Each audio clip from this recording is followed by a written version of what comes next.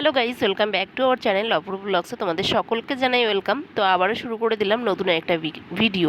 তো এখন দেখতেই পাচ্ছ বিকেলবেলা আমরা হেঁটে হেঁটে 5 জনে মিলে বেরিয়ে পড়েছি, 3 ছেলে আর আমরা 2 জনে। তো আজকে হচ্ছে গিয়ে ভাবলাম আমার শ্বশুরবাড়িতে যাব বিকেলবেলায়, ওখানে হচ্ছে পুজো হচ্ছে। তো ভাবলাম ছেলেদেরকে ওদের পড়ার সময় হয়ে গেছে, আমাদের সাথে একেবারে বেরিয়ে চল, ওই জন্য ওদেরকেও সঙ্গে করে নিয়ে নিয়েছি। ওরা ওইদিকে পড়তে চলে যাবে আর আমরা এইদিকে মামা শ্বশুরবাড়িতে যাব। তো তার ফাঁকে একটুখানি ওদেরকে আইসক্রিম কিনে দিতে হলো, না হয় আমাদের সাথেই যাওয়ার বায়না করছিল যে পড়তে যাব না আমরা তোমাদের সাথেই যাব। তো ওদেরকে আইসক্রিম কিনে দিলাম। ওদের পড়া হয়ে গেলে তারপরে ওদেরকে এসে ওর কাকা বা বাবা এসে নিয়ে যাবে।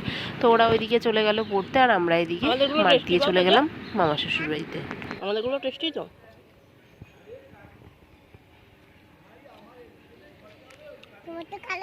তাড়াতাড়ি হাঁটো, তাড়াতাড়ি হেঁটে যাও। ছেলেদেরকে পাঠিয়ে দিলাম। এখন আমরা এই যে দেখতেই পাচ্ছ এই পুরো জঙ্গল দিয়ে হচ্ছে গিয়ে যাব বাইপাসে। তারপরে বাইপাস দিয়ে একটুখানি পার করলেই হচ্ছে মামা বাড়ি।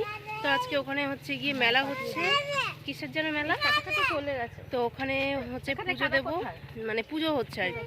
তো আমরাও যাচ্ছি সেখানে একটু ঘুরবো। খুলে পড়ে যাবে, তাড়াতাড়ি খা।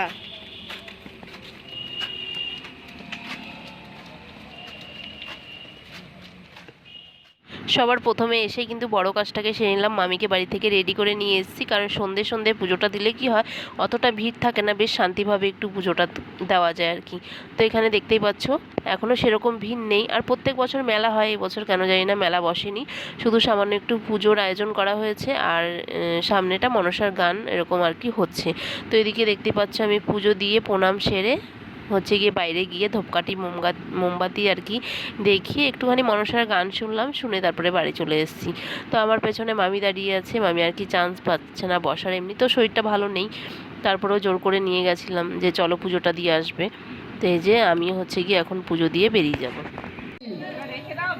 তার কিছু কম হয়েছে, এক কাজ করো, দেখিলে মহারাজ সে দেখি বলছে, আমার মনে হয় তিনি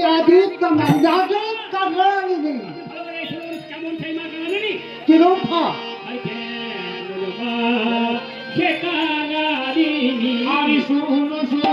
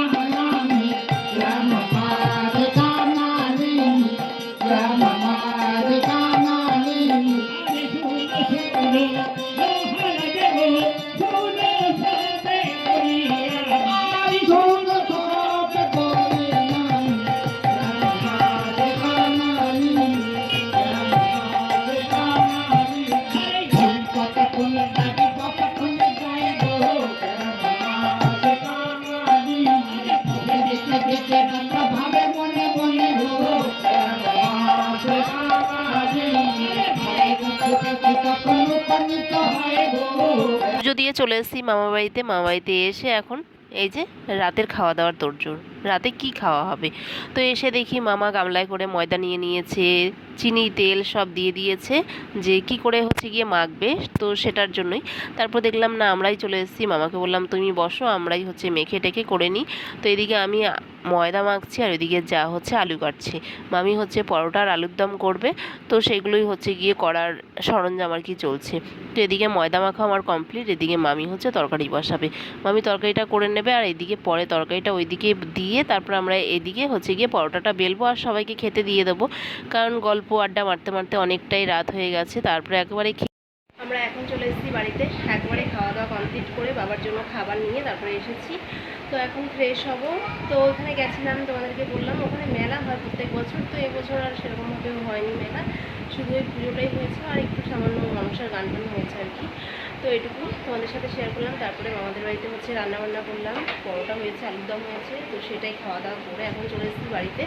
মানে গরম পড়েছে কি বলবো, মনে হয় যেন বাইপাসের ধারেই বসে থাকি, এত সুন্দর হাওয়া। আর বাড়িতে এসেছি প্রচণ্ড গরম লাগছে, তো এখন ফ্রেশ হবো আর একবার গা ধুতে হবে, গা না ধুলে শোয়াই যাবে না মুখ কথা। মানে আমি যদিও ঘামি না, তাহলেও কেমন গরমের সময় না মানে শরীরটা কেমন আঠা আঠা লাগে। তো এখন যাবো বাথরুমে গিয়ে ফ্রেশ হবো, তারপরে তোমার সাথে কথা হচ্ছে। একেবারে ফ্রেশ হয়ে চলে এসেছি, চান না করলে রাতে হয়তো ঘুমাতেই পারতাম না। তো ওইদিকে একটা পাটা চালিয়েছি, ওপরে একটা পাটা চালিয়েছি, তারপরে মুখে একটুখানি বরফ কষে নিলাম, কারণ এই গরমের সময় তো একটুখানি মুখে যদি ঠান্ডা দেওয়া যায় তাহলে স্কিনটা হচ্ছে কি ভালো থাকে। আর তোমাদের অনেকেরই প্রশ্ন, আমি কি ইউটিউব থেকে পেমেন্ট পাই? তো যাদের যাদের প্রশ্ন তারা হচ্ছে গিয়ে কমেন্ট করো, আমি পরের ভিডিওতে অবশ্যই রিপ্লাই দেবো তোমাদের।